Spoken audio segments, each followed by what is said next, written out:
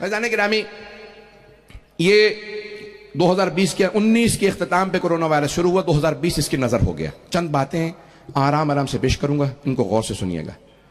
2020 میں پاکستان میں اتنا زیادہ اس کرونا وائرس کا اثر نہیں ہوا، اور یہ کبھی کسی نے نہیں سوچا کہ پوری دنیا متاثر ہوئی، ہمسائے متاثر ہوئے، یورپ تباہ و برباد ہو گیا۔ میں خود برطانیہ میں رہتا ہوں، اقتصادی حالت برطانیہ کے وزیر خزانہ نے اعلان کیا ہے کہ 300 سال میں اتنے حالات اقتصادی خراب نہیں ہوئے جتنے اب ہیں۔ امریکہ کی اکانومی اور ان کا جو اقتصاد ہے ڈوب رہا ہے، پوری دنیا کے اندر حالات خراب ہوئے، لیکن اللہ نے اس ملک پہ کرم رکھا۔ میں حکمرانوں سے کہوں گا اپنے اعمال کو دیکھیں، کیا ممکن ہے کہ آپ کے اعمال کی وجہ سے اللہ نے یہ کرم کیا ہو؟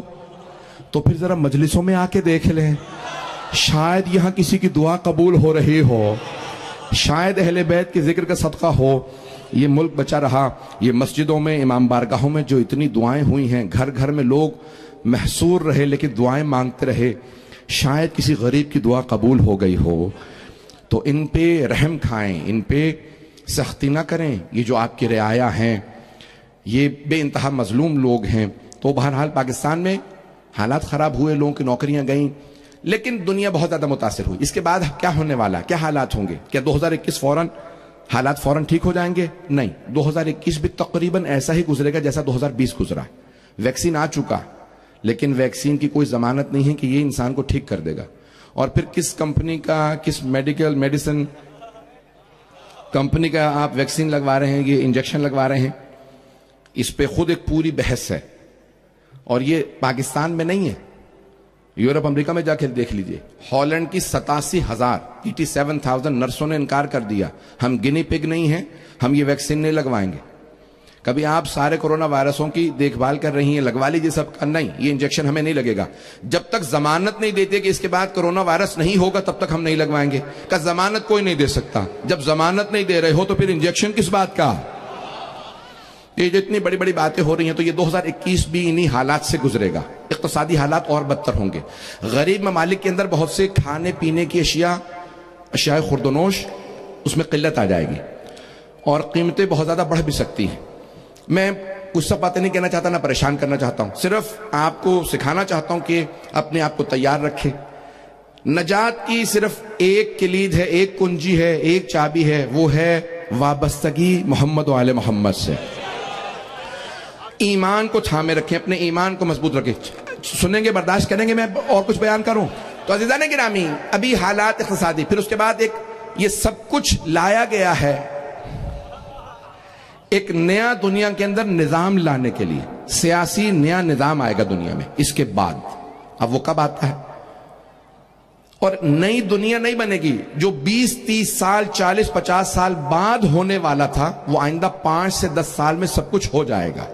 یعنی جو دنیا میں اقتصادی تبدیلیاں آنے والی تھی، اکنامیکل چینجز، پولیٹیکل تبدیلیاں، جو دنیا میں سیاسی تبدیلیاں آنے والی تھی کہ آئندہ چین دنیا کے اقتصاد کا فیصلہ کرے گا، یہ سب کچھ ویسا ہی ہوگا جیسا پہلا ہونے والا تھا۔ پہلے 20 30 سال لگتے ہیں، 5 سے 10 سال میں سب کچھ ہو جائے گا۔ مجھے پوری طرح سے احساس ہے کہ سب لوگ خاموشی سے مجھے بہت غور سے سن رہے ہیں۔ ایک پوری سیاسی اقتصاد کے لحاظ سے اکنامیکلی بہت بڑی بڑی تبدیلیاں آئیں گی۔ میں کوئی لیکچر نہیں دے رہا ہوں، کبھی کوئی سیمینار موقع ملا تو پیش کروں گا۔ یہ نوٹ، کرنسی، سکے ختم ہو جائیں گے، کرپٹو کرنسی یا خود ڈیجیٹل کرنسی یا الیکٹرانک کرنسی آ جائے گی۔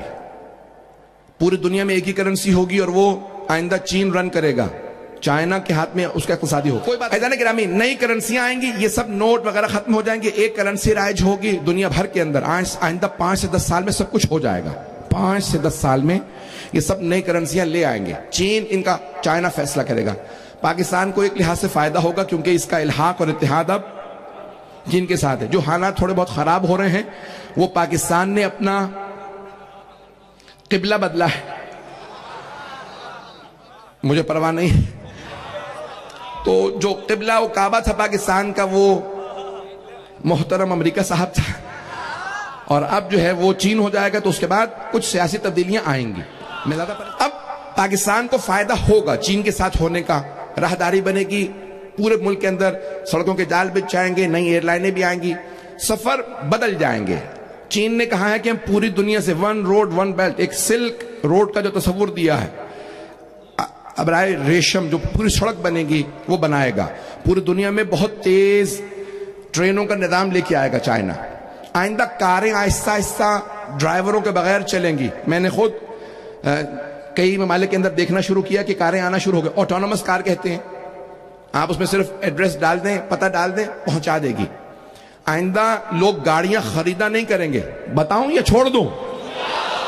فیضان گرامی, آئندہ لوگ گاڑیاں نہیں خریدیں گے. جرمنی میں یہ ابھی شروع ہو چکا ہے. میں جب جرمنی گیا ہوں تو میں نے خود دیکھا ہے کہ آپ ایئرپورٹ سے اترے, ایک صاحب مجھے لینے آئے, میں نے ان سے کہا بھائی سامان آپ نے لے لیا ہے؟ چل چل کے تھک گیا ہوں. کہاں جا رہے ہیں؟ کہا بھائی گاڑی دور ہے.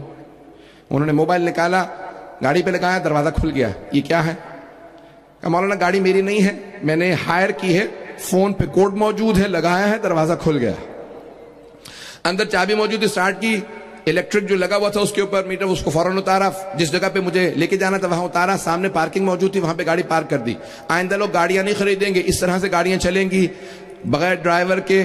دنیا کے اندر ہر 10,000 میں سے ایک گاڑی کا حادثہ ہوتا ہے. آئندہ وہ چیلنج کر رہے ہیں ہر 10 لاکھ میں ایک گاڑی کا حادثہ ہوگا. پریشان ہو گئے؟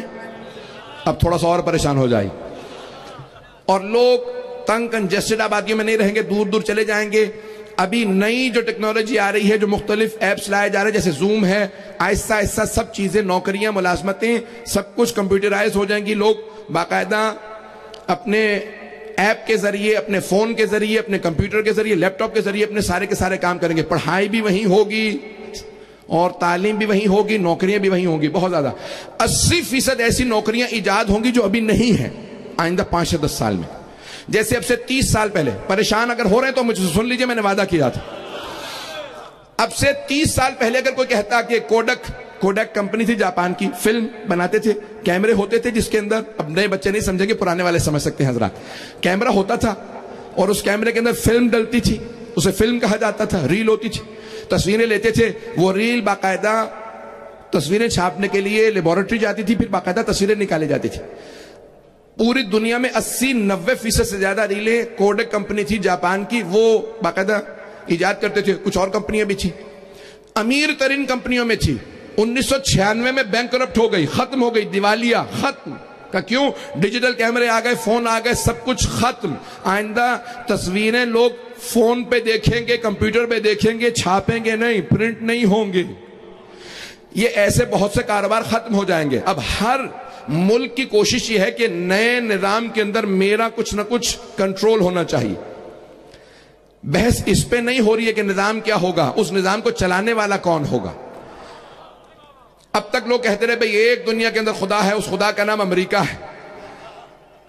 تو امریکہ اپنے آپ کو خدا مانتا تھا. تو عزیزان گرامی, پرانے زمانے میں تھے نمرود, فرعون, وہ کہتے تھے انا ربکم الاعلی. قرآن اٹھا کے دیکھیے, اپنی زبان سے کہتے تھے انا رب, میں تمہارا رب ہوں, پالنے والا ہوں.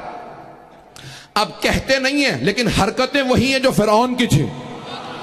ہمیں نہیں مانو گے تو ڈرون سے حملہ کریں گے, ایٹم بم کی دھمکی دیں گے, نہ جانے کیا کچھ ہوگا. اب یہ سارا ایک نیا اقتصادی نظام آ رہا ہے دنیا کے اندر, سب چیزیں تبدیل ہو جائیں گی. بس میں اسی پہ اکتفا کروں گا, شاید میں نے بہت زیادہ پریشان کیا. ان تمام چیزوں کے اندر امریکہ میں جو امیر ترین لوگ ہیں, ایک دنیا کے امیر ترین آدمیوں سے ایک آدمی ہے جس کی بہت بڑی کمپنیاں, پچھلے 20 سال سے وہ اور اس جیسے لوگ بحث کر رہے ہیں کہ دنیا کی آبادی کبھی بھی 7 ارب سے زیادہ نہیں ہوئی. دنیا کی ہمیشہ آبادی بڑھتی رہی ہے اور پھر کم ہوتی رہی. بڑھتی تھی, جنگیں ہوتی, وبائیں پھیلتی. وبائیں ہر 50, 60, 70, 80, 100 سال بعد وبائیں آتی رہی ہیں دنیا میں. اور طاعون کتنی دفعہ آیا ہے گزشتہ 500 سال میں, یورپ میں, امریکہ, ایشیا, افریقہ میں, امریکہ میں, کہ لوگ مر گئے. میزلز آئے, نہ جانے کون کون سے بیماریاں کہ لوگ ان سے مرے. سنیں گے؟ تو عزیزان گرامی, ان تمام بیماریوں سے لوگ مرتے ہیں, سب کچھ ہوتا ہے. تو اب وہاں ایک امریکہ میں بحثیں چل رہی تھی. میں 1998 سے 1998 سے میں امریکہ مسلسل جا رہا ہوں مجالس کے لیے. تو علمی حلقوں میں ایک بحث وہاں پہ چلتی تھی کہ دنیا کی آبادی بہت زیادہ بڑھ گئی ہے, ہمیں دنیا کی 70% آبادی کم کرنے کی ضرورت ہے، کیونکہ زمین پہ وسائل نہیں. تو وہاں پہ جو خدا کو نہیں نہ مانتا، وہ نہ اسے رزاق مانتا ہے، نہ اسے کریم مانتا ہے، نہ اسے ستار مانتا ہے. تو اللہ عطا کرنے والا ہے. میں نے تو یہ تمام وہ چیزیں کہتے تھے 70% آبادی کم کرو. آبادی کم کرنے کے طریقے کیا ہیں؟ جنگیں، وبائیں اور بہت سی چیزیں جو ممبر کے لائق نہیں ہے کہ ان کو یہاں سے بیان کیا جائے، کہ دنیا میں لوگ شادیاں نہ کریں تاکہ اولادیں نہ ہوں، اور بہت سی اخلاقی بیماریاں جو دنیا میں رائج کی گئیں تاکہ دنیا کی آبادی کو قابو کیا جائے. آبادی زیادہ کہاں پڑ رہی ہے؟ ایشیا کے کچھ ممالک میں اور افریقہ میں. تو ان ملکوں میں زیادہ بیماریاں ہونی چاہیے. بیماریوں کے علاوہ ان کے اقتصاد کو خراب کرنا چاہیے، حکمرانوں کو خریدنا چاہیے کہ ان کو تعلیم نہ دیں. یہ اتنے کمزوروں کے جو ہم جو کہتے ہیں وہ مانیں، ان کو اتنا کمزور کر دیں. اگر امریکہ کے اندر گندم کی کاشت زیادہ ہو جائے تو افریقہ کے لوگ بھیک مانگتے رہیں کہ گندم زیادہ ہو گئی ہے. یہ 4000 ٹن، یہ 4 لاکھ ٹن گندم جو زیادہ ہوئی ہے ہمیں دے دو، ہم بھوکے ہیں. تو کہا نہیں، گندم کی قیمت کم ہو جائے گی، سمندر میں ڈال دو، کھلائیں گے نہیں. یہ جتنا دودھ یا پنیر زیادہ ہوا سب سمندر میں، بحر اوقیانوس میں گرا دیا جائے، لیکن ہم قیمتوں کو اپنے قابو میں رکھیں گے. میں نے آج سب کچھ کہہ دیا. عزیزان گرامی، جب جناب امیر نے کہا ہے کہ حق کو لوگوں تک پہنچانا ہم پہ لازم و ضروری ہے،